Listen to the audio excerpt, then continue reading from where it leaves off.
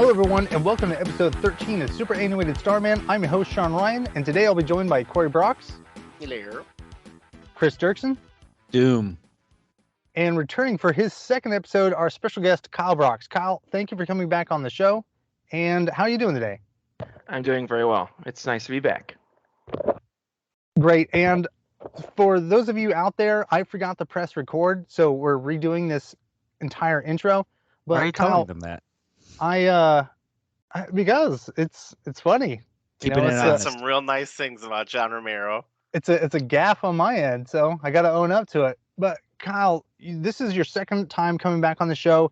I've gotten Twitter comments about you. I've gotten emails that they really enjoyed the dynamic that you brought on the Shinobi 3 episode that we did.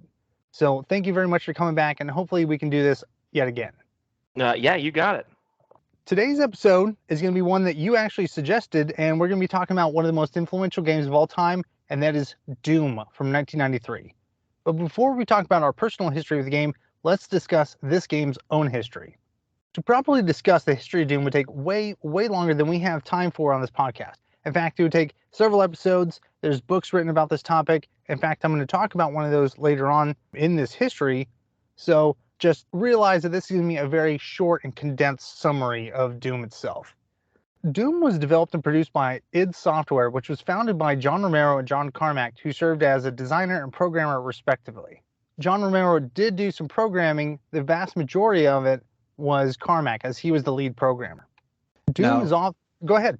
Oh no, I was just gonna say, like, they the big thing about those two is that, like, yeah, Carmack was the lead programmer, where he really enjoyed pushing the envelope and trying to make technology work to his idea, and then Romero kind of made the stories based on what the limitations that Carmack came up with. You know what I mean? Like, Carmack made John the car, Carmack and really, and Romero pushed, like, decided where to drive it. You know, one way that it was kind of described, and I don't remember where I heard this, and I hope that I'm recalling it correctly, was that a lot of games just kind of based the game around the technology at the time, but Carmack wanted to design technology for the games that he wanted. And he always wanted to push the technology as far as it could go, and think of new ways of doing that too. Like when he created, like, the whole pixel 3D.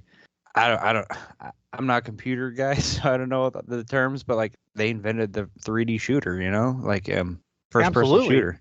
And that's and something that was, we're going to talk about. yeah, and that was all because Carmack figured out new ways to make things happen, where everybody else was thinking 2D. He was already thinking in 3D and made that happen in a 2D realm.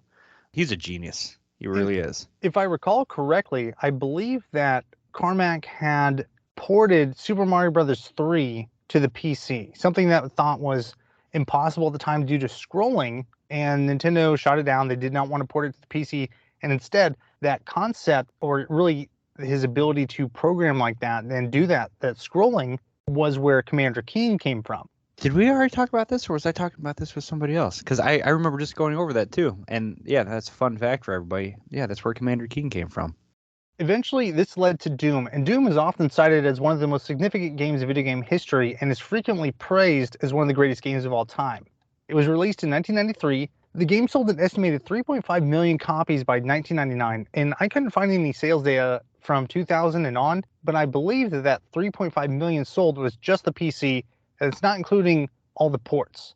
So taking into account how many systems it's been ported to and how many sales it's had in the last 23 years, that 3.5 million is probably tripled or if not quadrupled. In fact, the game was so popular that it was estimated that it was installed on more computers than the latest operating system at the time, which was Windows 95. In fact, if you go out there on YouTube, you can find a video of former Microsoft CEO Bill Gates, where he showcases a short video presentation of himself superimposed into a level of Doom, wearing a long trench coat and carrying a shotgun to promote Windows 95. Doom has dozens of official ports and an unbelievable number of unofficial ones. It's become its own meme, quote, "Can it run Doom?" Some of the most impressive ports include getting the game to run on ATMs, thermostats, oscilloscopes, and perhaps, to me, the most impressive of all is a pregnancy test that has a small LCD screen.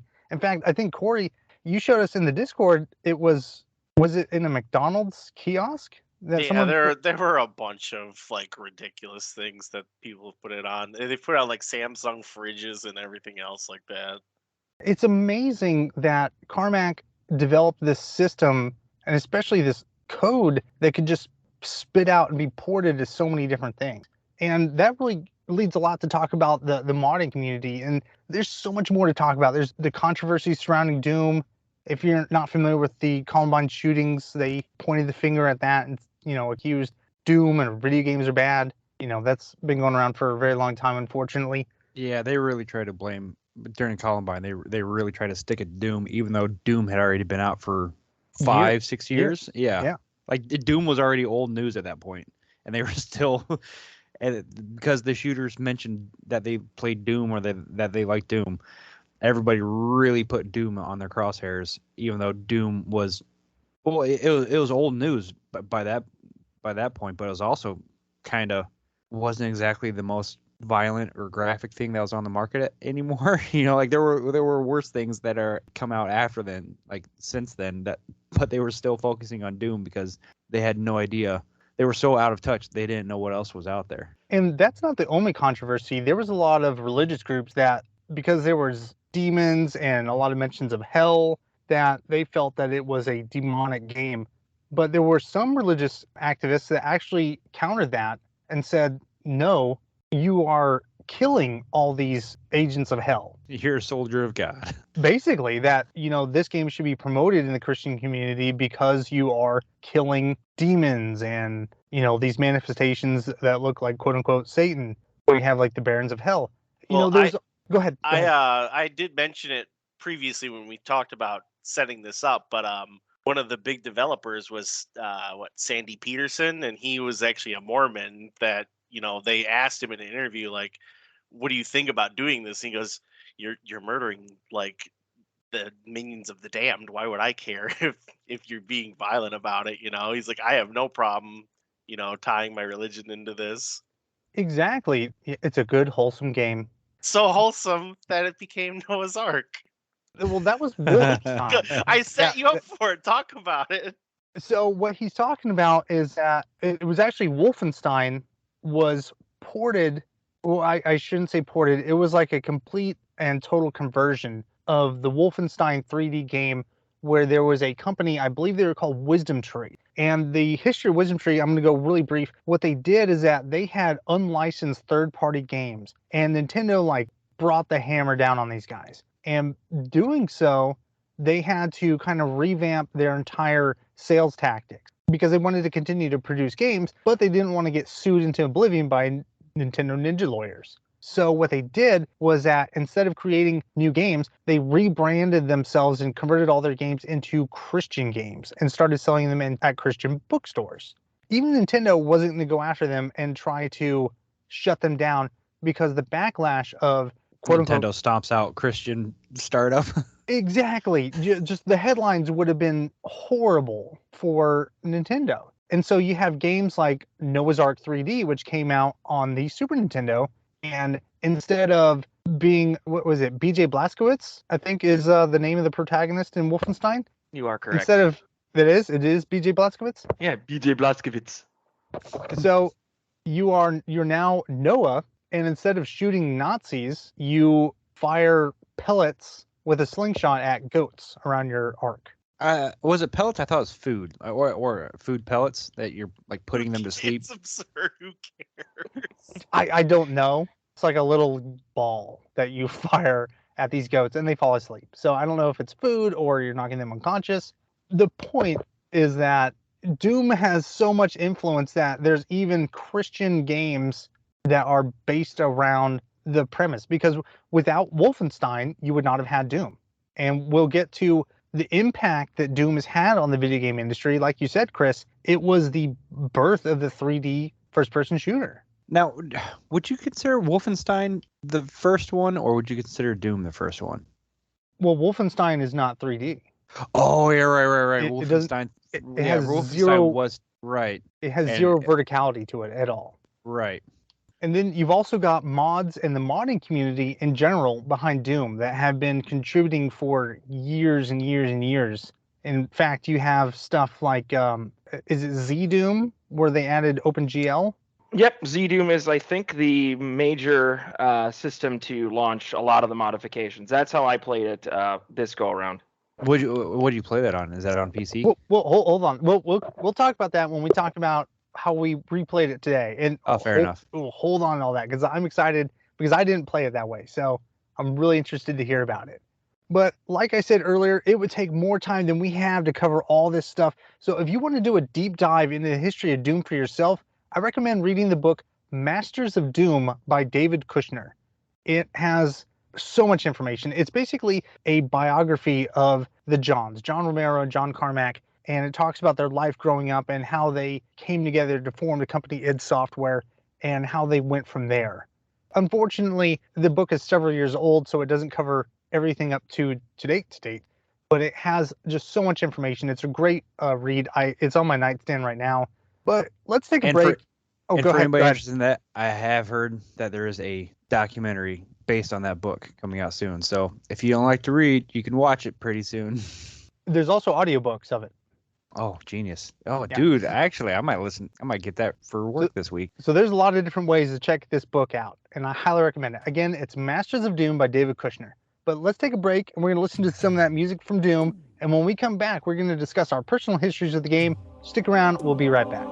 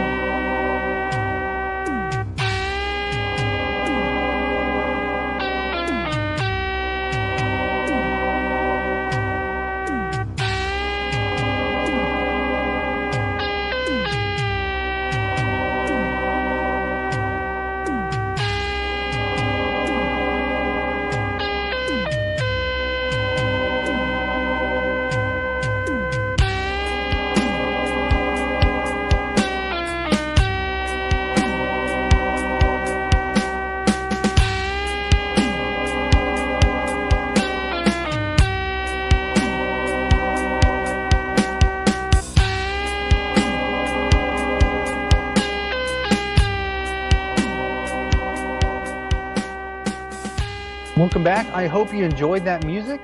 Kyle, because you're our special guest, will you please start us off with your personal history with Doom? Okay, so circa 94, 95, we finally got a PC at the house. Just a rundown old Pentium 75 megahertz processor. And I think, like most people, we had the old 3.5 inch floppy with the shareware version on it. I think we got it probably in a magazine or from Uncle's house or something like this. It was from Uncle. Well, there you go. Perfect. And I'm glad you brought up shareware, because that was something I forgot to mention in history, was their sales approach to Doom. Right. And can you explain shareware to everybody? So basically, the marketing for Doom, because they were such a small company, I think they had some success with Commander Keen, like you said, and Wolfenstein.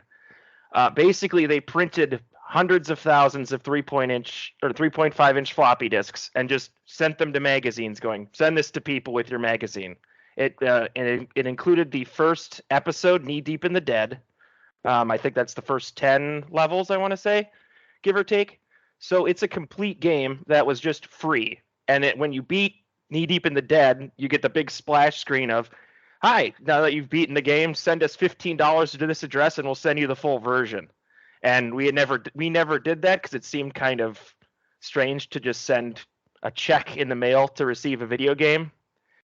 So we played the shareware version for quite a while. And we're like 9 years old. Yeah, we're 9 years old, yeah. So that was kind of out. And I think we finally, like at a Christmas time or something where, Christmas bonus time, Dad brings you out, pick something, I'll buy it for you. We got Ultimate Doom was probably on CD at that point, and then we played the whole thing. For those of you out there, the difference at that time with Doom and Ultimate Doom was that there was only 3 episodes initially, and then Ultimate Doom had a 4th episode. Yep, that's correct. I don't think it added any. It was basically a glorified level pack. I think Doom 2 had already been out, I want to say, at that point as well. So it was just kind of a bonus edition of the game, if that makes any sense. They didn't add any weapons or enemies, I don't believe. I don't But you got think the so. you got the full release though, right? Yep, and it's the full release, and it's got the level packs. I think it was basically the levels that didn't quite make it or weren't finished in time for the full release of the game. They finished them up, or they were cut, and they just put them in the 4th episode.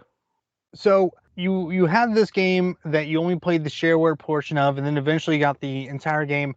Were there any mods that you had access to at this time? No, at that point, I didn't even know modding was a thing for Doom.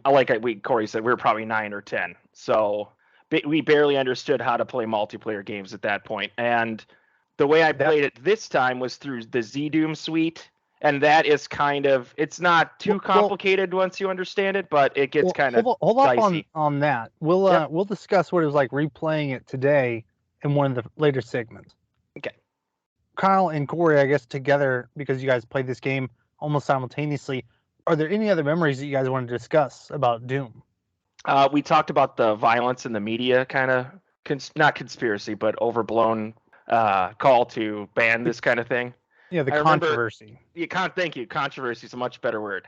I remember my cousins being over watching me play, and they're like, well, dude, I want to play this. This isn't that violent. And my aunt comes up behind them and like, oh, this is Doom. And I think eventually she relented and finally let them play it because, like you all said, we're just shooting like imps in the face with a shotgun. You're not killing actual people. When everything's so pixelated as it is, too, it's like this isn't like the murder simulator everyone's made it out to be, you know? Well, I mean, at the time, especially because we're talking about Columbine, they made it sound like this was. Oh yeah, this was the vessel for the Antichrist for kids to become corrupted and, you know, kill all your friends, basically. They made it sound like it was real-time virtual reality that you were just able to go around and do whatever. It is a violent game, but it's nowhere near what it was made out to be. Did you guys ever discover any of the codes for the game? Yeah, pretty sure. So we had a subscription to PC Games Magazine, which I believe turned into PC Gamer, and they always had stuff like, you know, codes and stuff. So some of the notable codes, there was IDDQD, which was remember that one, which was God mode, and then you had IDKFA. So I'm gonna end up bleeping myself out here. Yeah, but it was ID kicks fucking ass, and that was all keys and all weapons for the level. What was the game to you guys at that time?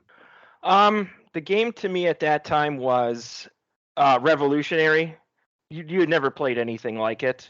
You know, I never used a keyboard to move left and right, like your vision moves left and right, like the tank controls in Doom are. You're usually using a keyboard to move a map around, or move a plane up and down, or move a character left or right across the screen. But you're never like pointing at something and pressing spacebar to shoot at them. That's a really good point, that the game was so different than anything else at this time. We did mention Wolfenstein, but there wasn't that verticality, or there wasn't really a three-dimensional space to it, because Wolfenstein was essentially just rows and rows of corridors and large blocky rooms, where Doom had actual architecture. You had pillars, you had columns, you had stairs. Yeah, you had elevators and secret walls and so many secret walls. And I mean, I think for me, and probably for a lot of people, this was like the first-person shooter, you know? And did you guys just walk around the whole time just going against all the walls? I'm pretty sure everyone did, yeah. Yes. So have you guys ever found any of the secret levels? Yeah. Yeah, I found all of them. I think I had to cheat and look up the last 2 episodes. I don't remember where those were. I could basically find every secret in Knee Deep in the Dead because I played it 500 times.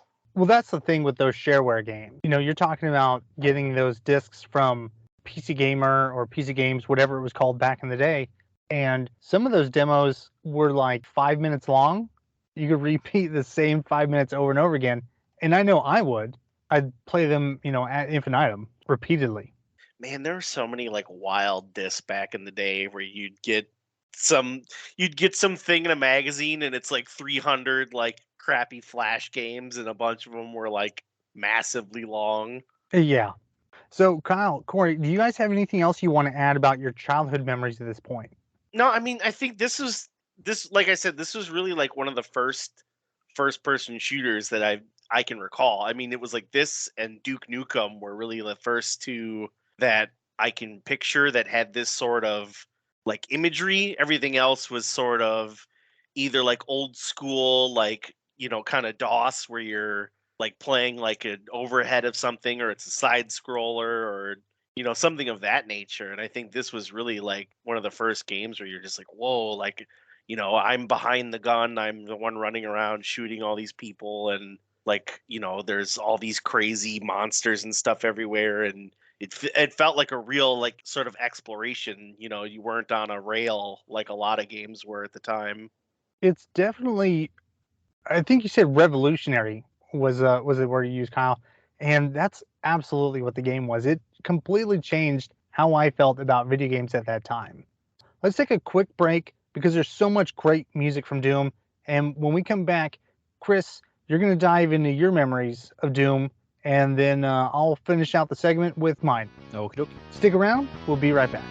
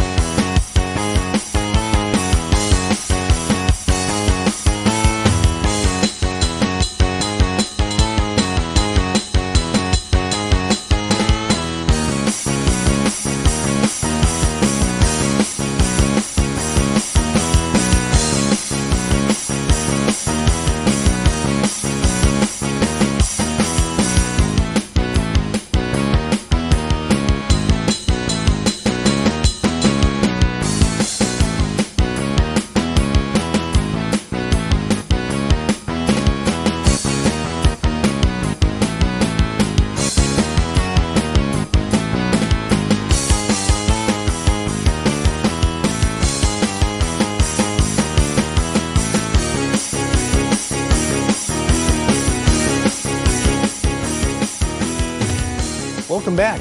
Chris, why don't you tell us what your memories of Doom are? Already, not as cool as theirs. I will admit like their childhood memories of Doom are the ones I wish I had, because I did not have this game. But my dad had a computer, and he had games like he had Commander Keen on there, Jill of the Jungle, other weird little games. Oh my God, I haven't thought about Jill of the Jungle in like 30 years. But the nice thing about having being familiar with that computer like that is that I knew how to run DOS, and I knew how to run programs from DOS, which meant I knew how to look for Doom on every computer I came across. Because back in the day, like this was back when we were in junior high or elementary school, like there was no security on computers. Like you could go like in any store that was selling computers, you could open up DOS and like on a half of them, Doom was there. I remember I came across Doom on a church computer. But yeah, my memories of this are literally finding Doom wherever I could and playing it. My biggest memory where I got to spend the most time is my mom had these work friends, and we'd go over there for dinner parties, and not parties, but dinners and stuff, and I'd just be like, "Can I play on your computer?" And they're like, "Sure." I still just remember asking, "Do you guys have Doom?" And the parents not even realizing that they had it, but I had it on the computer, and I spent a lot of time playing on their computer, playing Doom. And it wasn't until I was much probably older. got their kids in trouble. No, their kids were much older than I was. But yeah, I never even realized I don't think I played the full version of Doom until I was an adult. Like every time I'd play, I was always playing the shareware game because it was everywhere. But it also Doom kind of hit me right at that perfect time because it was, I don't know, 5th grade, junior high. I was just getting into metal, just kind of starting to think I was cooler and older than what I really was. And then I came across Doom, where it's completely different than literally any other video game I was used to. Even PC games, because I was used to playing, like, even on PC, is Jill of the Jungle, Commander Keen, which at the time I had no idea that was an ID game too. Bunch of shoot 'em up, or like, what do you call the Galactus style games? Where not Galactus. Shmups. Yeah, shmups, shoot 'em I ups. think Yeah, Galaga is the word. yeah, Galaga. Yeah. So Doom was completely different than any other game, because like it was not a Nintendo game. It was not, cartoony. It was not silly. Like, it was a creepy, skulls on the wall, dead bodies, blood, getting chased by demons. Like, even like the skull, like even the menu to start playing the game, it's got like the little skulls next to your selector. Like, it was totally way more brutal than anything you came across at the time. And it was also, so not only was the feel of it totally different, but it was also the first game where I actually felt like I was in an actual, like, you were running through an actual level, like, because it was the first person shooter. Like, I never felt like I was actually in the room playing it, like, did you guys get that feeling too when you first played it? Like, Yeah, it's really immersive. yeah, it Yes. really made you feel like you were really in there, and you were the one, made you feel like you were in an actual location. And I'm skipping ahead a little bit, so apologies, Sean, but like, even now, like, playing it as an adult is like visiting a place that I hadn't been to in a long time, because this was like the first game where it felt like an actual, like, you were in a location, like running around an actual base, running around, like, felt like an actual world. And it just really kind of changed how I looked at every other game afterwards. And even as a kid, and like I said, I was just getting into metal and kind of getting into kind of dumb, dorky, creepy stuff. But the soundtrack for this game was awesome. It was right along with like the stuff I was starting to get into at the time. Like, this game was great. And so yeah, it was all on. I never played any ports as a kid. Never played the Super Nintendo or anything. Like, I pretty much just played the shareware version on any computer that I had access to for a few hours. So yeah, that was my experience. What about you, Sean? So I have a really odd history with this game, and very different from the rest of you guys, because it was spread out over multiple platforms. I had a family member. He was like a distant uncle, basically. I called him uncle. I don't even know if he was that to me, but he was a computer teacher at one of the high schools in a city in the state that Chris and I lived in. And for him, I was able to experience a lot of titles that I couldn't have otherwise. Cory, you mentioned Duke Nukem. Yeah, buddy. He had Duke Nukem 3D on his computers. He had Doom on there, and it So wasn't. your uncle was my uncle then. Yeah. Yeah, I think everybody has like a video game uncle, but Because I don't that know. was definitely our uncle, because he was the guy, like, we saw Braveheart and like South Park at my uncle's house, and my mother's like, "You're letting them watch what?" Like, God, they said they've seen it before. Like, no, we haven't. Yeah, I got away with a ton of stuff through him. But talking about Doom, Oh, I I know. don't, I Wait, don't know is if it your uncle that I knew? No, it no, was a no, different no. uncle. Okay. This is a different uncle. So I don't know if it was the shareware version or the full retail release. I didn't get a chance to ever play through the entirety of the game because we were never there for very long. But Doom was probably the most violent thing I'd seen up in this time. And I had seen Mortal Kombat for the Super Nintendo at a kiosk at the local Toys R Us. But I hadn't even played much of that until one of my friends got it on Sega Genesis. But this was the most violent game I'd ever played, and I wanted more of it. Unfortunately, that didn't happen because I was only able to sporadically play the game, like I said, and I wasn't able to get very far. It wasn't until early 1996 that I got to put a lot of time into the game, but again, I didn't own it. And it wasn't even on PC. A friend got it for Christmas in 1995, and it was the Super Nintendo port. And as an aside, the cartridge is a bright red color, and I thought it was super badass. In fact, of the Super Nintendo, I think there's only 3 carts that are different colors. There's Doom, which is red. There was Spider-Man Venom, Maximum Carnage, which was also red, and Killer Instinct, which was black. Wasn't there? Oh wait, no, I'm thinking of 64. Never mind. Sorry. So I got to play this game with him at his house, because his parents wouldn't let him loan out games. And I later learned that After your he was last only story, I wonder why. So the rental that you couldn't find anymore.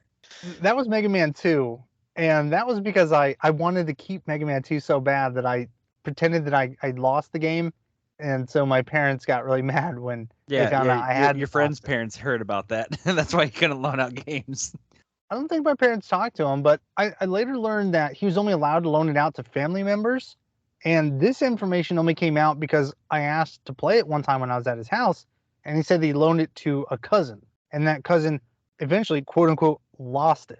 So to me, that means that he either genuinely lost it, or he broke it, or sold it, or just decided to keep it. So again, I never got the chance to finish it. Eventually, I got a Sega Genesis from my parent, and down the road, we got our hands on a Sega 32X secondhand. And for the 32X, I only owned 2 games for it, and that was Star Wars Arcade and Doom. And I finally beat the game, but unbeknownst to me, this port of Doom is probably one of the most inferior console ports because it only features levels from the first 2 episodes, and not even all the levels from the first 2 episodes. What? There's no multiplayer, no full screen, there's no Cyber Demon, no Spider Mastermind, Spectres, there's not even the BFG. Oh. That's a bit of a, yeah, not including the BFG is a bit of a sucks. So through research, I found out you can obtain the BFG through cheats, but I didn't know that as a kid. So I thought that I had finally beaten Doom, and it wasn't until I eventually played and beat the PC version of Ultimate Doom, which I was blown away because I was like, oh my god, there's 2 more episodes. My God. And I probably obtained it through less than legal means because Steam didn't exist at the time. But since then, I have bought the game legitimately several times, probably far more than I should. So I was kind of in the same boat though, where like every place I was playing it was the shareware, but I was looking for it everywhere, and like it was on so many computers that I literally thought like, oh, this just comes on computers. And when we finally did get our own, when my mom finally bought a computer, first thing I did was try to play Doom because I just thought it comes on their default, and I was so disappointed that it wasn't. well, like I was saying in the history, it was on so many computers that Bill Gates is trying to push the operating system by, standing this game. Yeah, there's a famous commercial now that you mention it, or like a presentation he did where they blue screened him into a level of Doom and he shoots demons with a shotgun. Now Yeah. that you just totally triggered a memory for me. If anybody has anything else they want to comment, we can talk about that. Otherwise, we can wrap up this segment and we can move on to what it's like replaying Doom today. What is everyone's favorite gun? Oh, that's a good question. If you had asked about Doom as an entire franchise, it'd be the Super Shotgun. But probably in the original, just the rocket launcher, I would imagine. I have to say the plasma gun. Yeah, I was gonna say plasma gun. Yeah, my favorite's the chain gun. There's something so satisfying about seeing like all the little bursts hitting the monsters. So I didn't bring this up earlier because I hadn't thought about it. But talking about the guns, you mentioned the rocket launcher. One unique thing about it is that you can shoot a rocket, and Doom Guy is so fast that you can outrun your own rocket. Yep, so never shoot it running forward because you'll kill yourself. Correct. So some other things kind of weapon related that were kind of an ingenious way of going about things. Doom had that 3-dimensionality to it, but some of it was faked. And by that, I mean, you have your X and Y and you have your Z plane. So you might have monsters that are above you, but you could not move the camera up and down. Yep. I believe the entire Z axis was faked. Like there were never 2 rooms on top of one another. But Correct. They gave that abstraction where the imp is up on top of the platform and your gun can hit it. But technically, through the programming, he's just flat on a flat plane to you. Exactly. Like you said, there's never rooms above room. And it's essentially monsters are infinitely tall. So wherever you are aiming your gun, if you have it lined up in the same axis that they're on and fire, you're going to hit them most of the time. Because when it comes to like the code, like if you take the pistol, for example, when you fire, your first shot is always 100% accurate. Wherever your crosshair is, you're going to hit. And then if you have that trigger held down, whether it's space bar or the mouse or whatever you're using to shoot, you now have like this array, and it's like a 6 degrees, and the shot may go anywhere within there. And for every time you're holding the shot, it will kind of do this. It's not a random number generator, but it will vary on whether or not you're actually going to hit that spot dead on or not. However, one way to get around it is to click the button by itself. So click, shoot, stop, click, shoot, stop, and you can do that repeatedly, and you will always Just don't hit. hold the trigger. Correct. Oh, So there's a lot of other examples of that where even if you cannot see the monster, for example, if you are above them and they are below you, if you are shooting straight ahead, but they are still on that same axis that we're talking about, you're going to hit them.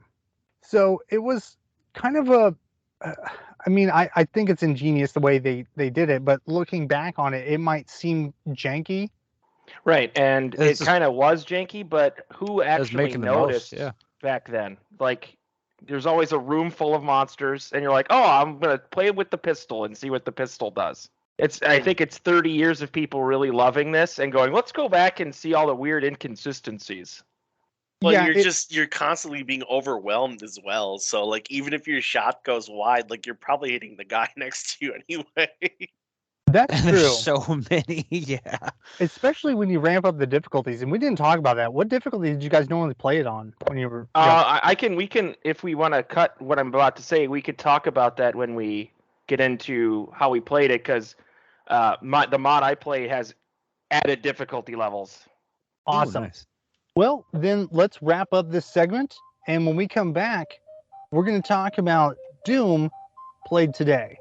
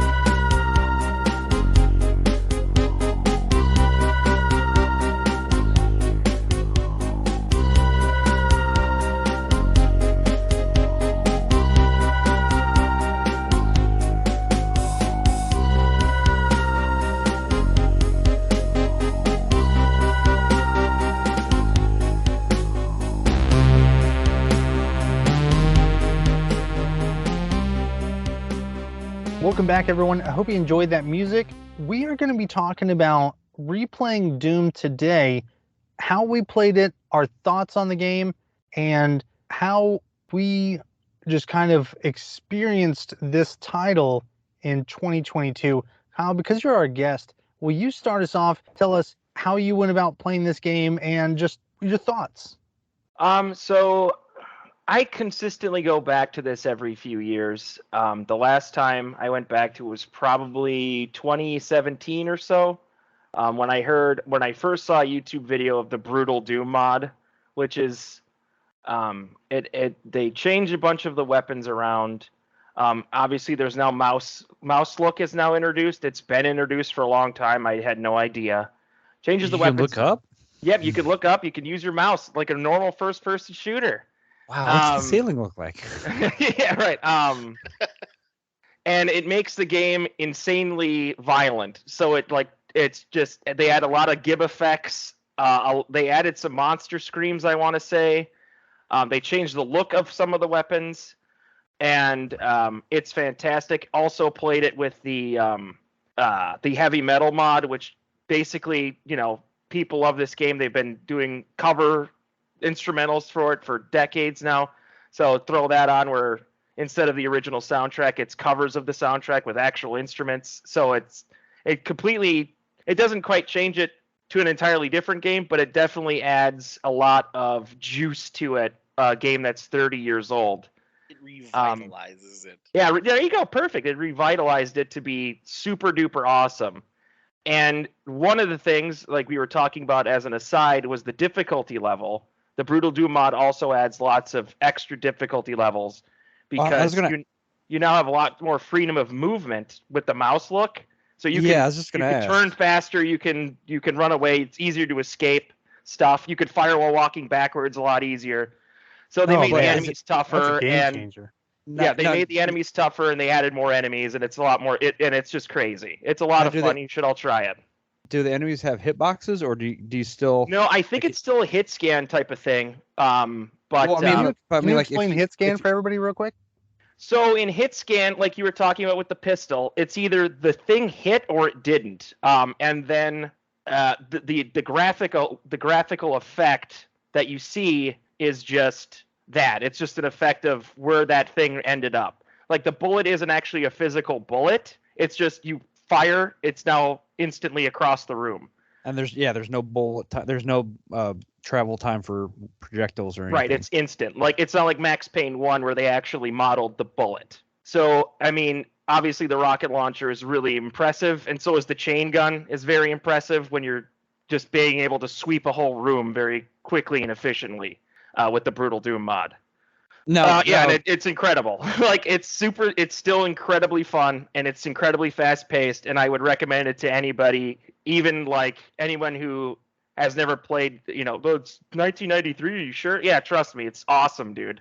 No, just out of curiosity, because we were talking about how like the enemies, like technically, like if they're a floor above you, like the enemies on our XY axis, where like as long as your mouse lines up with them, you're going to hit them, even if they're higher than you or not. With the added mouse look, do you actually have to have your cursor over them to hit them, or if you shoot at the ceiling, if they're in front of you? I didn't actually. So the rocket launcher is and the plasma rifle are probably and the pistol's been changed to a submachine gun, and I think that actually has a projectile now.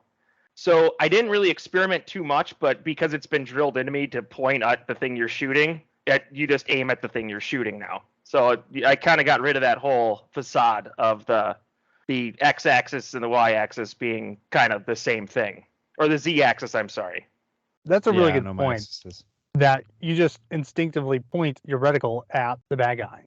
Yeah, I didn't experiment too much. That's I should go back and see what happens if you just point below their feet. I have a feeling that they probably modded it so that it would just go straight forward now. I have to imagine that's what they did.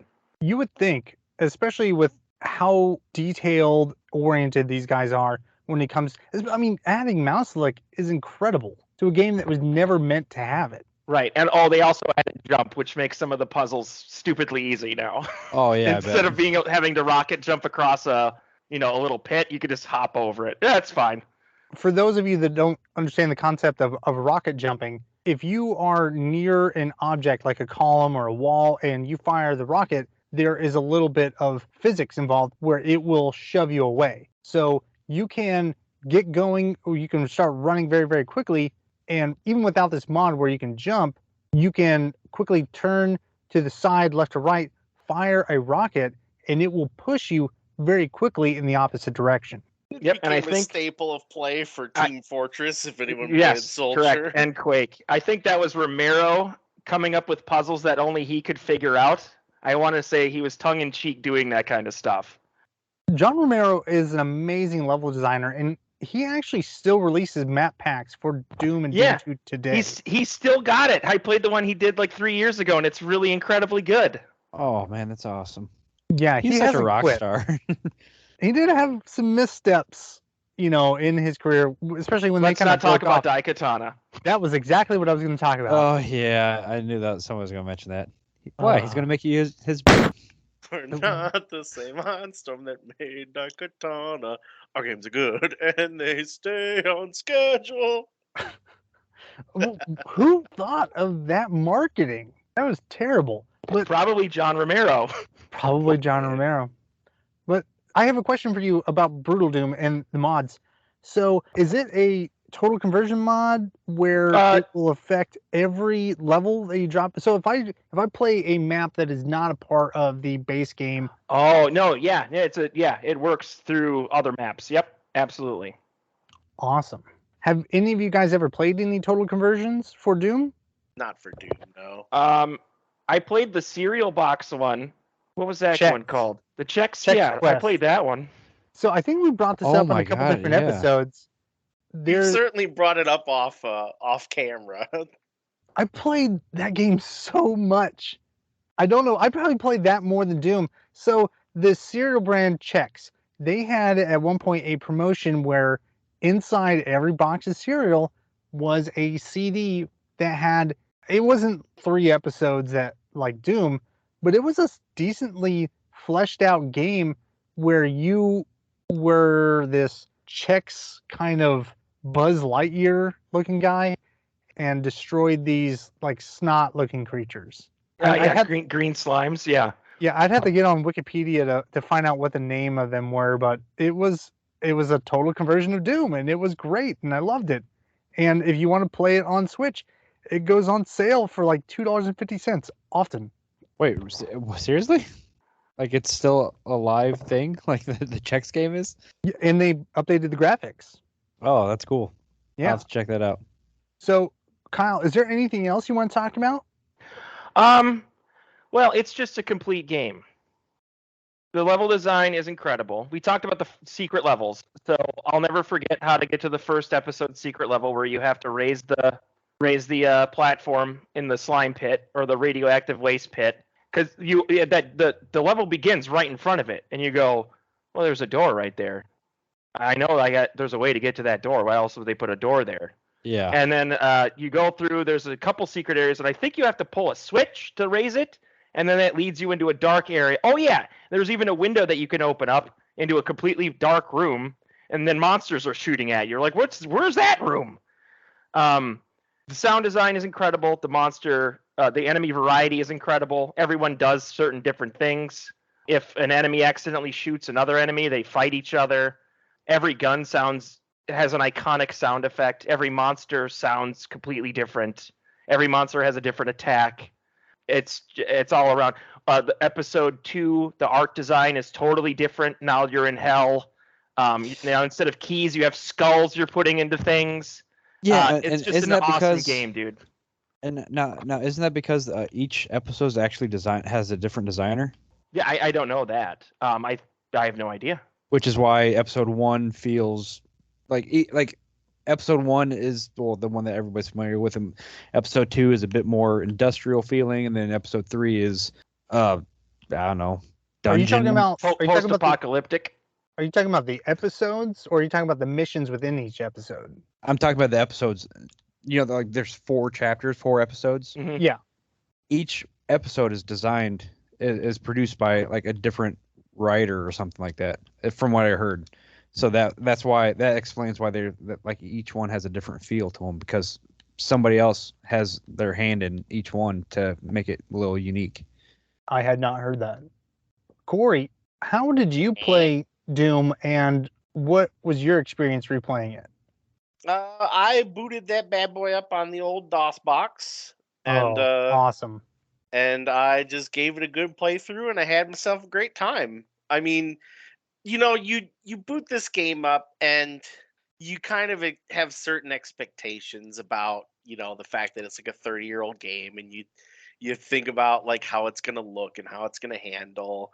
And I'm always sort of surprised by just how well it does. You know, I mean, it's pixelated, but it still looks really nice, and like the monsters feel fun, and it's still a really good game. Like I still really enjoy it, and like there's nothing wrong with it, and everything still feels very visceral, and you know, you get your shotgun out and you blast dudes in the face and you run around and have a great time. So like I picked this thing up and took me what, probably a good, 6 hours or so to get through it all, but like I thoroughly enjoyed all of it again. And I think I played it on God, what did I play it on? I think it's like Hurt Me Plenty, which is I think the normal mode. So I really didn't push myself, but I went through it all and had a couple of missteps, died a few times, but overall, just kind of wrecked everything.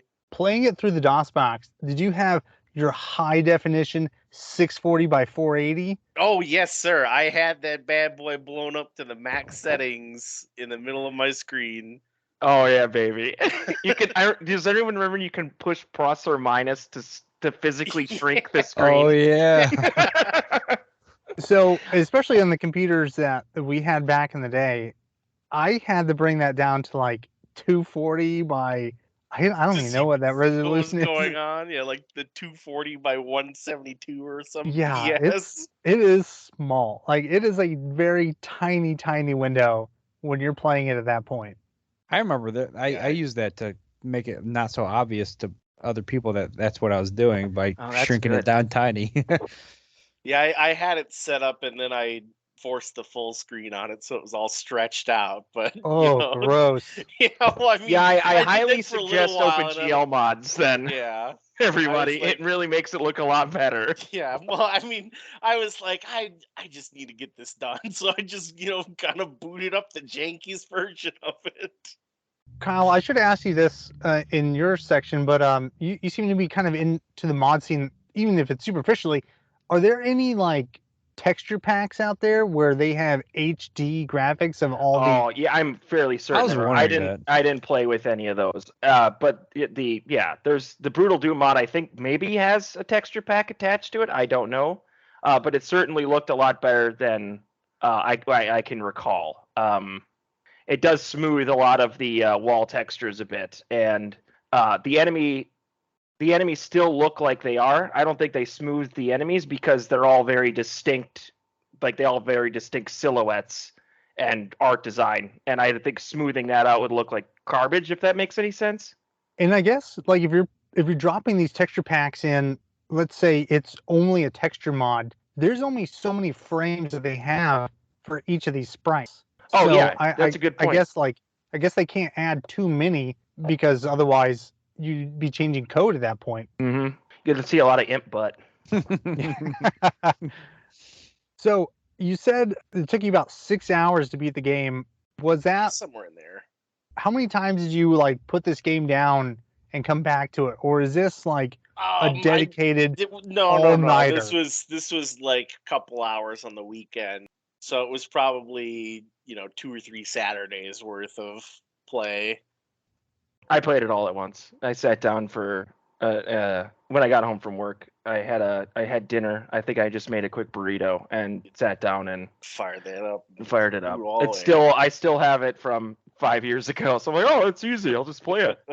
Mine was probably about 2 or 3 separate sessions just over the weekend. I wish mine was that easy, but I'll get into mine in a little bit. Do you have anything else you want to talk about, or you want to pass it off to Chris?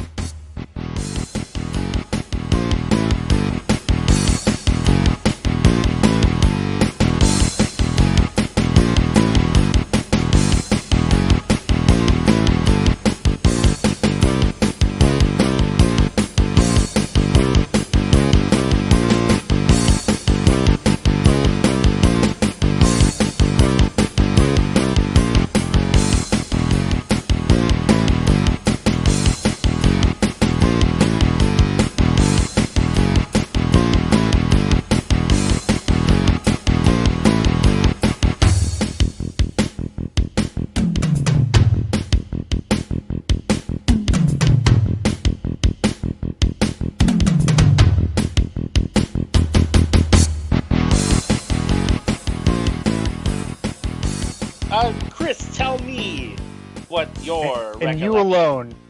All right, screw the rest of you guys. Hey, Corey, check this out. Yeah. Tell me, teach me your secrets, sir. So that Sean guy, he told me, he's like, hey, check it out. Doom's on sale on Switch. So I bought it on there. Oh, so you played on the Switch then? All right. I played it on the Switch and on the Xbox. Because then Okay. after I got on the Switch, I was like, oh, I wonder if Xbox has it. And lo and behold, they had it on Game Pass. So any Xbox players out there with Game Pass, you can get it for free right now. And I'm a bit of a dork. And I went with the Xbox because I'm like, ooh, I can get achievements with it. Now, And I'm- did you manage to get it running on your refrigerator? No. Oh, okay. I didn't you manage to try get to it do that. running on a TI 83 calculator? No. I wanted to. I still, like you sent the picture of somebody playing it on their Apple Watch. I totally want to do that. Oh, really? I just bought an Apple Watch. Dude, it's on a Welcome. bunch of stuff. Yeah, it's awesome. But no, I played it on Xbox and Switch, and growing up I never played it on Super Nintendo or anything. So it was actually, this is my first time playing it with a controller rather than a keyboard, and it was kind of cool. It's very cool. I mean, it holds up very well. The game is great because the graphics, yeah, I mean it does, and then especially the Xbox and Nintendo port. As far as I can tell, they're the same. I did not check because I know like Nintendo was very, back in the day, they were very they didn't want to offend anybody, so Nintendo often censored out blood and religious icons and stuff like that. Case And Mortal Kombat. yeah, and I didn't check to see because like in this, I can't remember what chapter it is, but I mean there's pentagrams all over in this game and goat heads, and also there's a bunch of upside down crosses, and I can't remember what level it is. And I didn't get that far on the Switch. I kind of want to go back and double check and see. I mean, I doubt they censor that out, right? Right, yeah, the first upside down cross, if I recall, is in episode E2M1, where it's the big red block that you Yeah. have to walk through. Yep. Yeah, I yeah, don't know if they and- could get rid of that. It's part of the level. Yeah. Well, and I don't think a lot of people even realized. I don't know. I think that one kind of slipped through the gate for a lot of people because nobody's like, oh, like, because I heard other people talking about, yeah, there's not too many religious symbols in this game. Yeah, there's pentagrams, but there's nothing else besides that. I'm like, what about the upside down crosses? But anyways, no, the game holds up really good. They seem like, are these just faithful ports? I mean, did they, besides adding, controller support for whatever? When you mentioned the Xbox, I did have this on 360 now that I'm recalling, and I don't remember anything majorly different about the 360 port. Yeah, it feels to me. I mean, it felt like I was picking up just from being a little kid all over again, and it was great. And I have not revisited this game since being a kid, and I feel kind of embarrassed saying that. But once Quake came out, I kind of forgot about every other game on the planet, and playing this felt so good and so fun, and it really holds up because it still feels good to play it in the same way that, like, it feels good just to speed through a Mario game. Like, this game has that nice little puzzle / maze / race, speed run feel to it, and you can go so fast. And compared to games nowadays, like, you're literally just flying through the level, and it is so fast and feels so good. And getting through the levels and beating the par score does feel real.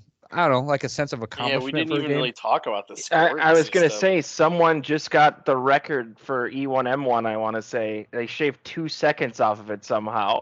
Whoa! Like 30 years later.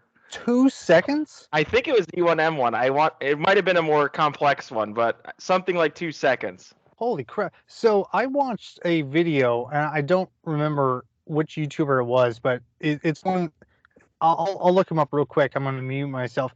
But he does a lot of speed running, historical documentation about it. And I watched one all about E1M1, and shaving out 2 seconds. That is, I know. Yeah, I'm it might nerding out not be here, but that is- E1M1. It might be a different one. regardless, that is still a tremendous amount of time considering how finely tuned these runners have gotten. Yeah, over the my last gosh, 30 it's years. insane. They know exactly what they're doing. Like, it is so great. Speaking of the speed runs, like on the Xbox, and like I mentioned, the achievement thing. One of the achievements is to beat the entire game in under 2 hours. So I've been the last few nights I've been falling asleep playing this game, just trying to like playing the same levels over and over. Like I mentioned to you guys, like I had one dream where literally like it was a normal dream where everything, I was in the normal world, but every door and door frame that I walked through, it had the door sound from Doom.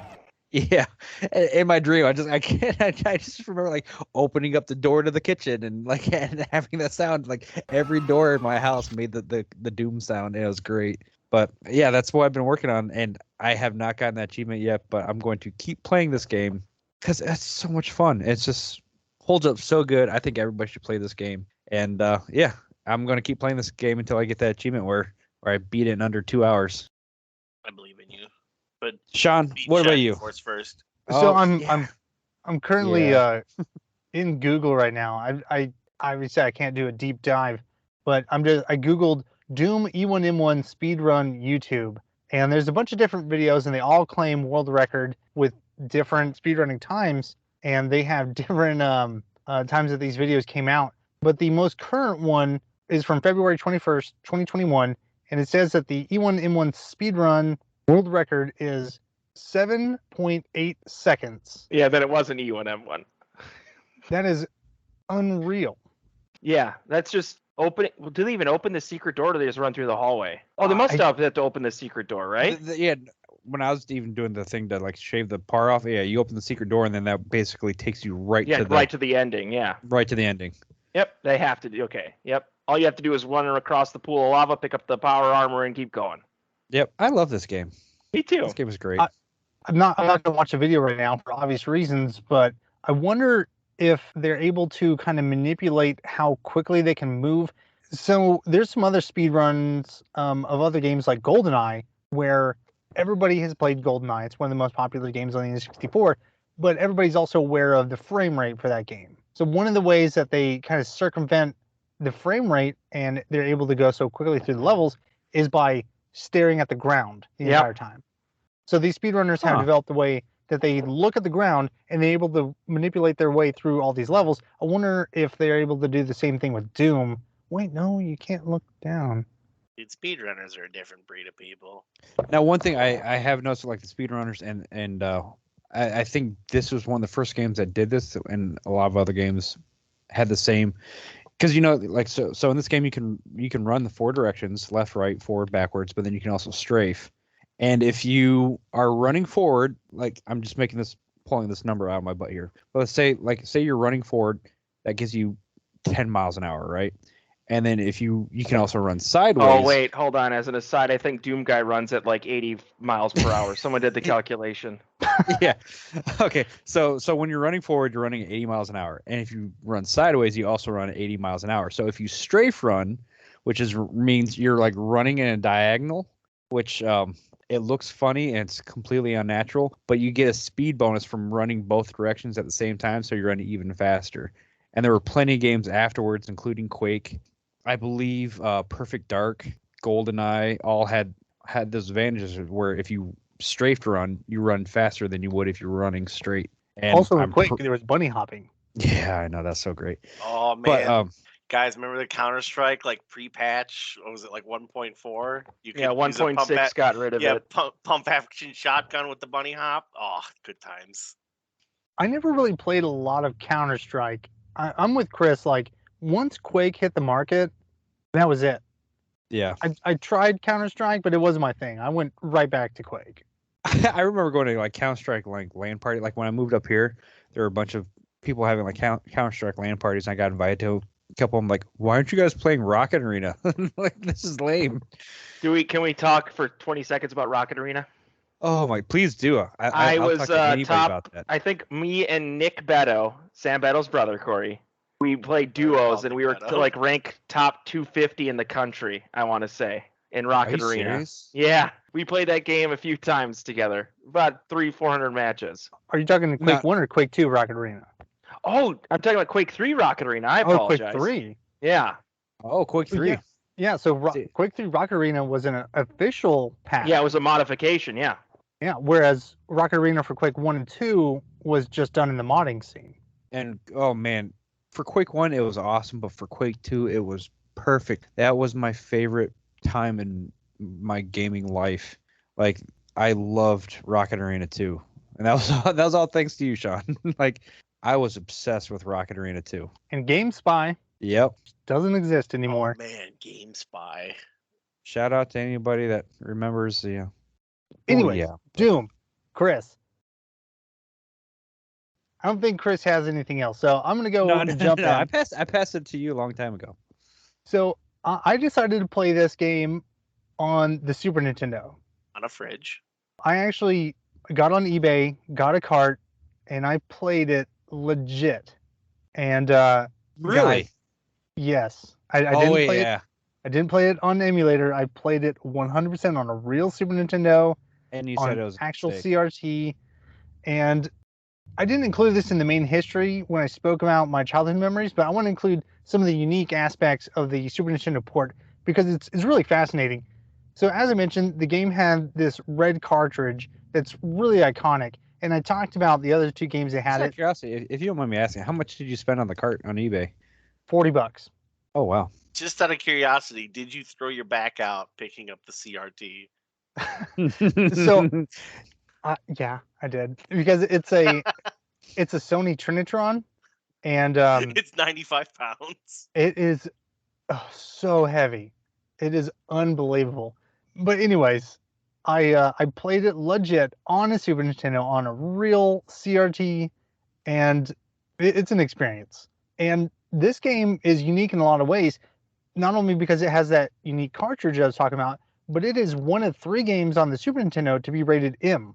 The other 2 games are Mortal Kombat 3 and Ultimate Mortal Kombat 3.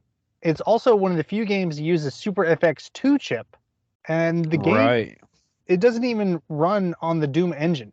Oh, no way. It's a true port? Yes. Instead, it's a custom engine that's known as the Reality Engine. And I'll talk about that in a second. But some downsides to it is that the Super Nintendo port only includes 22 levels from the PC version. It doesn't have anything from episode 4. But unlike the 32X port, which I mentioned earlier, it does have levels from each episode.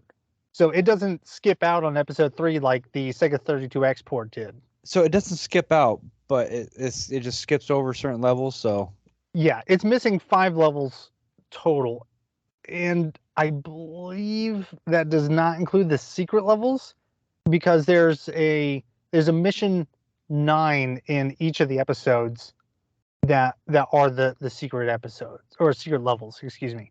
There's no password system, so each episode has to be played from the beginning, and this is where it got rough. It only has a native rendering resolution of 108 by 144 pixels. Yeah, that looked pretty bad when I saw the screenshots just now. Yeah, it has a large black border, and it runs between 9 to 11 frames per second. Yeah, but some notable things about this, because we're talking about the Super Nintendo, this is from the research I did. There was code inside the game to run multiplayer over the X-band modem. So if you don't know what the X-band was, it was essentially another cartridge that would plug into your Super Nintendo, and they had it for the Sega as well, and you could put a game on top of that, kind of like stacking it like the Sonic games. Yeah, I was going to say Sonic did that. Yep. Sonic and Knuckles, I think. And you would plug in your modem to this, or it was a modem. You'd hook into this, and you could connect over the phone line, and you could do peer-to-peer playing. It was for 2 players. So I couldn't find any information if this was actually available to play in this way, but it was written in the code. I bet you if you went on Reddit, you could probably find somebody that would still play it with you. I don't want to talk. I don't want to associate with those guys. They're weird. I'm one of those guys. I know them. So a little bit of neat trivia is that the guy that actually programmed this port, his name is Randy Linden, and he was the main programmer for the emulator Bleem, if you remember that. No. Yeah, I've never heard of it either. Bleem was an emulator that was commercially available to play PlayStation games on your PC. Sony sued the oblivion out of these guys. They won their court case, that they were legally allowed to have Bleem as an emulator, but it basically ruined the company. But he eventually went on to develop Bleemcast, which you probably don't remember if you don't remember Bleem. But Bleemcast was, he was able to put PlayStation games and play them on a genuine Sega Dreamcast. So that's a long way of saying that this guy is a genius. And he actually built his own custom development kit and used a modified Star Fox cartridge because it had the Super FX chip to develop Doom for the Super Nintendo. Okay, all right. Yeah, so this guy is smart as hell. And as far as Doom goes, there's only 2 ports that I know of that are not running the actual Doom engine. And one of them is for the Super Nintendo, and the other is the Doom port for the Game Boy Advance. So, like I was saying, with the resolution of this game, playing this game is rough. It was really difficult to determine even what I was shooting at, let alone what was shooting at me. Maneuvering with a D-pad is very, very difficult. There's no circle strafing in the Super Nintendo port, but you can do left to right with the L and R buttons. I was going to say, how do you play the game if you can't circle strafe? Oh my gosh, yeah. Slowly. Okay, yeah, don't enter this room quite yet. Yeah, I died so many times. And eventually it was a game of memorization. I would go into a room, I would inevitably die, and I would just have to slowly figure out where all the bad guys were and anticipate them because it was so pixelated. I would have loved to have played it in 640 by 480 like Cory did. Yeah, you missed out on that old DOSBox, man. So did you actually beat the thing, or did you give up? I did. I beat all 22 levels. That was Doom on the Super Nintendo. And Are you in pain now? Yeah, like Are you ever going to play that again? not this way. Not this way. And I'll save that for my final thoughts. But Cory, do you remember how distraught you were playing Castlevania 4? Yes, I do. I now know exactly how you felt. You know Oh, what no. pain? You don't hate Doom now, do you?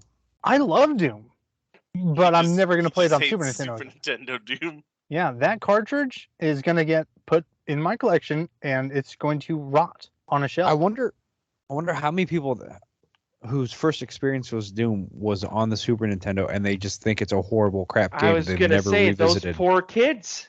Yeah, Those poor Like- kids whose mom spent like $80 on a game for them. if there's anybody out there listening to it where your only experience is SNES Doom, please give it another chance. Get it on Switch or Xbox or get it on PC. Just play it again. It was Please so bad. Please just get the DOSBox version on the computer for free. But despite all of this, the level design is still intact. It's still the same game. And the level, like Kyle was saying, Doesn't it's sound still like the same game. It amazing. sounds horrible. It's hard to believe that this came from 1993. And especially considering that Wolfenstein 3D came out in May of 1992. And that upgrade is outrageous. I cannot believe that we went from Wolfenstein 3D to Doom in under 2 years. And that level design is still iconic 29 years later. Yeah, and so we've actually regressed a lot in level design in first-person shooters since, in a lot of ways. Yes. I think they definitely took the weight off level design and more on just graphic. Graphical rely heavier on fidelity. graphics or cinematics, or microtransactions. Yeah, I want to say and cinematics is multiplayer. probably the real killer. We have to add, we have to hire a 3D team or an animation team to render all these insanely gorgeous graphics of Master Chief grabbing this guy by the neck and throwing him into a group of people and then using a bomb to. It's like, well, how come I just can't play that? The game is still fantastic. And we talked about this a little bit earlier. The completion screen at the end of every level, I think, is a fantastic addition that adds so much replayability because it adds stats about the percentage of enemies killed, the items picked up, the secrets found, and how long it takes to actually complete the stage. As I was playing through Knee Deep in the Dead specifically, if that secrets found didn't hit 100%, You went I back was like, I'm replaying the level. What did I miss? I know where all these are. Which one was it? And it was, I remember specifically, Gosh, it's like on the 6th or 7th mission. There is a life orb up top, and you can only get on it by riding the elevator that only goes up one time. And I totally forgot about it. And I was like, oh, there it is. That's right. And then I got on and got it and got out of there. You know, we didn't talk about power-ups at all. So we talked about some of the weapons that were our favorites and some of the enemies, but we didn't talk about any of the power-ups, like Berserk. Berserk is I assume Going Berserk is the invisible. predecessor to quad damage, right? Yeah. But Yeah, so Berserk, they improved Berserk a million times better in the remake. Because in this one, it's just kind of punching an enemy. In the new one, you literally just get an instant kill with a really cool animation. Like, okay, that's a million times better. But obviously, they couldn't do that back in 1993. You're talking about the Doom 2016. Also, an incredibly awesome game.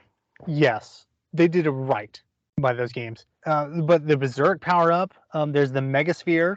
Yeah, I think Megasphere is what I was referring to. That's the blue face trapped in the orb. Yes. Okay.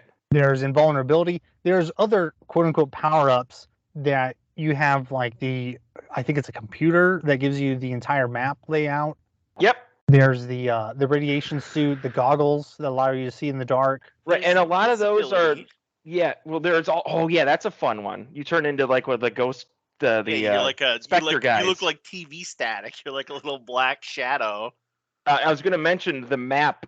I don't remember what the map was called, but is it 10 Computer map, I think. Yeah, something like this. But on E1M10, that's the Barons of Hell, right? When you first meet them, they come out of the big things, and you have to fight Barons of Hell for the first time. Yeah.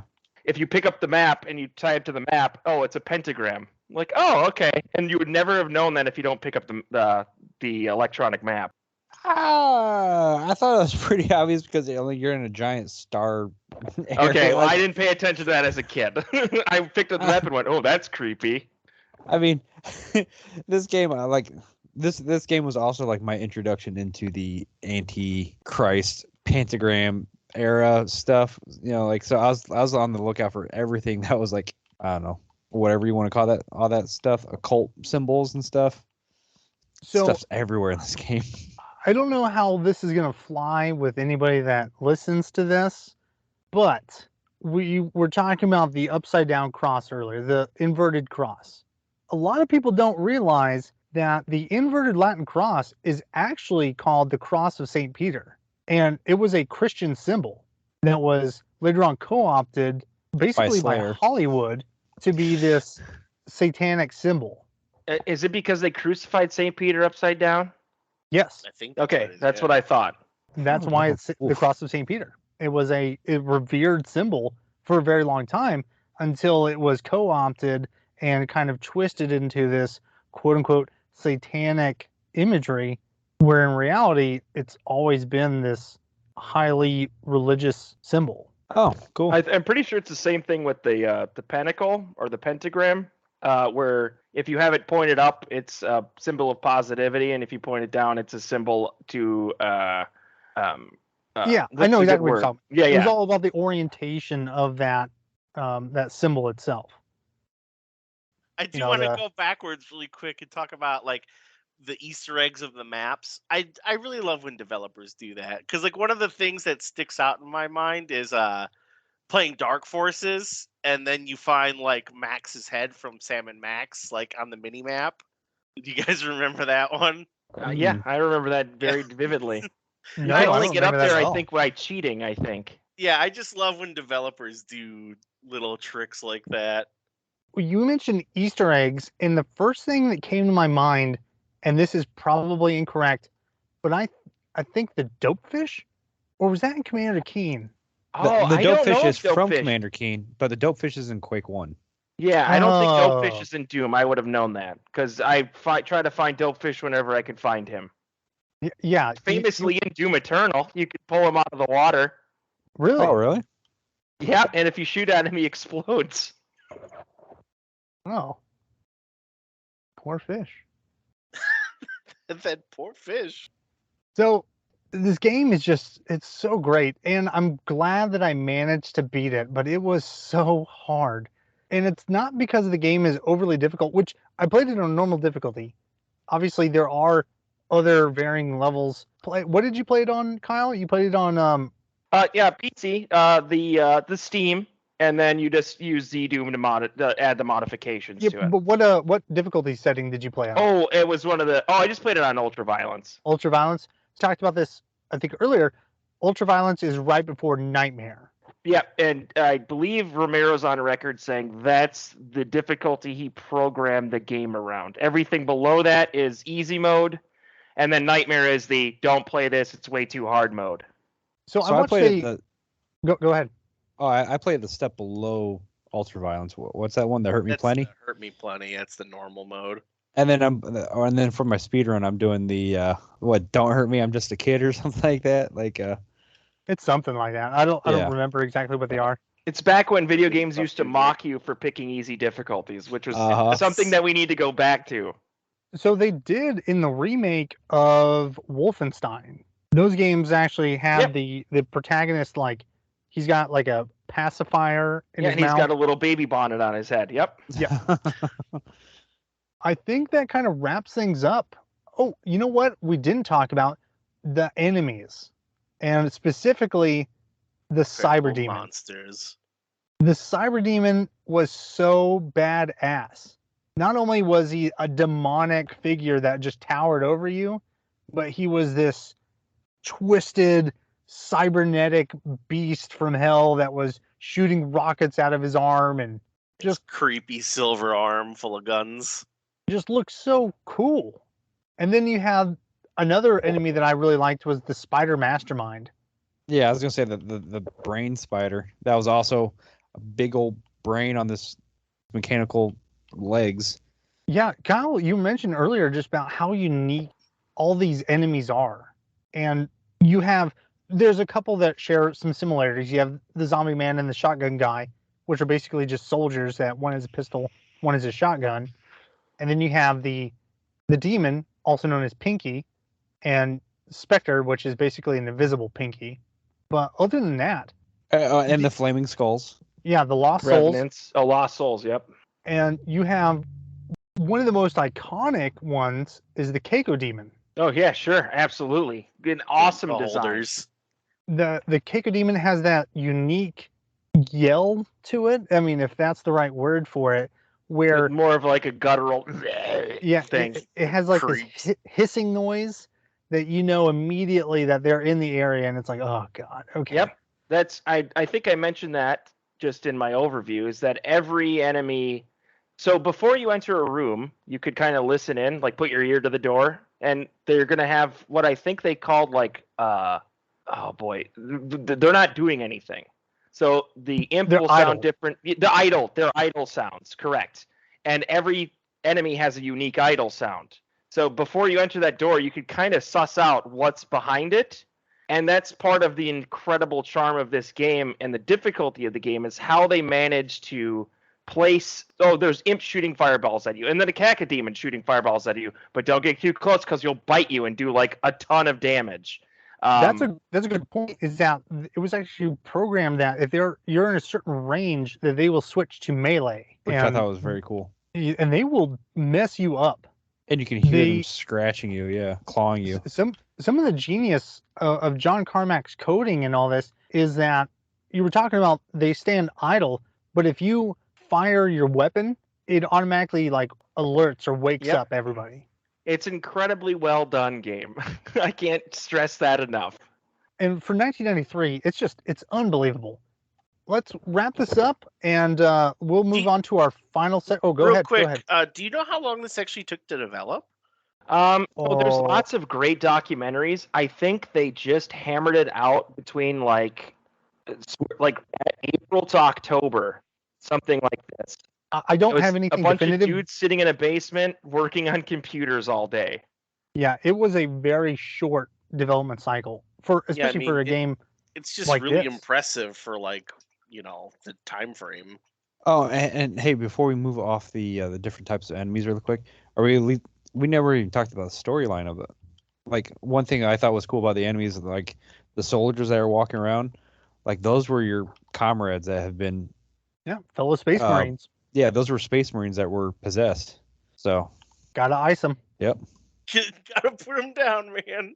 So let's take our final break, and when we come back, we're just gonna kind of briefly give our impressions, our final thoughts, if this is gonna be something that we continue to play, and whether or not it's worth trying out the sequel, Doom 2.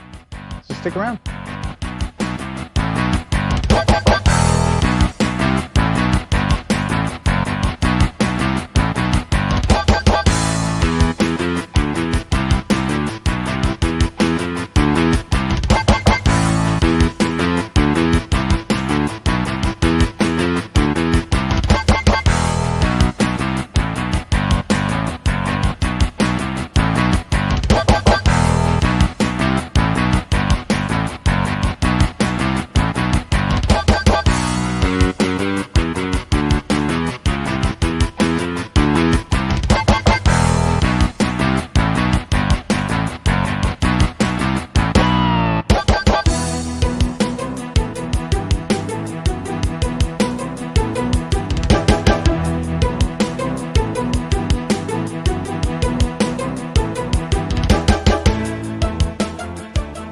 Welcome back, everybody. This is our final segment where we're going to go around and we're going to talk about our final thoughts on the game, whether or not this is going to be something that we continue to play, and just how much Doom meant to us.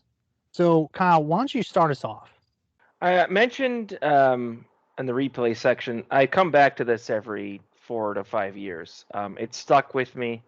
It's been one of my favorite games, in the top 5 of my life since I played it. The modding community has made it more dynamic, more interesting. They've changed stuff. It's always fun to see a cool mod on YouTube and go, well, I want to play that. It's just an all-around excellent game. 10 out of 10, S tier game. It's perfect. There's nothing really wrong with it. Everyone should, at least, if you actually have like an interest in the hobby of just zoning out and playing video games, and you're interested in the history of all of this, then it's one of the pillars, right? That you're going to have to climb up and at least experience and play, because it's Completely, yeah. excellent. It's definitely kind of like required reading for Right, the it's like history. Casablanca, but for first-person shooters. Yeah. Cory, what are your thoughts? I'm kind of in the same vein. We're talking about a 30-year-old game, and visually it still holds up. Like, I mean, even the remastered editions and everything, but like even Except the for original Super game, Nintendo. yeah, except for Super Nintendo, but that's important. Oh. But like I played it like on the DOS box, like I played it on this little screen, and it still, takes you right back to childhood, and everything's still functional, and the gameplay's great, and the monsters are great, and like we've talked about how the level design is so well thought out with all the sorts of secrets and And puzzles. everything else and yeah. puzzles and it's just it's a wonderful title, and 30 years later we're still talking about it, and it's such a hallmark game that it spawned a franchise, it spawned a series, it spawned a genre. Like Doom gave us Quake, it gave us Counter-Strike, Half-Life, Halo, all sorts of things have spawned off of this franchise basically, and it's still working. Like the new versions, Doom 2016, and the sequels to that are amazing titles as well. But if you want to play a shooter, like, you should really just sit down and play this, and at least go through the first couple of levels and realize like what you might have missed out on as a kid, or if you're too young to have played it the first time, like, go back and check it out. Like, this is definitely something worth investing your time in. And you can find it places for free too. Like, so, like, what are you missing out on here? All excellent thoughts. Chris? Agreed with everything. That's it. Yeah. Cory, one thing I wanted to add to what you were talking about, when you're talking about how it spawned so many different franchises outside of its own, for a long time, first-person shooters were called Doom clones. Yeah, there you go. So, like I told you guys, I will never play the Super Nintendo version of this ever again. I beat it. I suffered through. I'm not going to do it again. It's going to sit on my shelf for all the time. But I'm definitely going to replay Doom on other means. Dude, you got it on the Switch, right? I do. It's so good. Yeah, just oh man, and I mean, if you want portable like Doom on the go on the Switch, it's perfect. It is so perfect. So Yeah, I haven't had the time to go and replay it on the Switch despite owning it. I just picked it up because it was on sale, and it goes on sale often. Each of those games will be like $2.50. So you can pick up Doom 1 and 2 for $5, and you can have portable Doom in your hand on the go at any time. So I think that wraps everything up. Guys, you can follow me on Twitter at ReviewByte. That's ReviewBYTE. You can find us on iHeartRadio and on other podcasting streams as well. We have a Discord server that no one goes to. We would love to have more people. Despite the amount of people that download this podcast, we have no one that shows up on the Discord server. Come say hello or tell us we're stupid. Yeah. Yeah. Some just of you have already prove told you me. exist. So we are finally going to talk about Shining Force 2 for the Sega Genesis. This is months in the making. Cory beat this game decades ago. I beat this a couple months ago, and we have been begging Chris. And I will have beaten it in a week or two in the future. Yeah, sure. I hope. Oh man. Time will tell. Chris that will be able to episode. weigh in on the first third of the series. Despite how far he gets, we are going to move forward, and we're going to do Shining Force 2 as our next episode.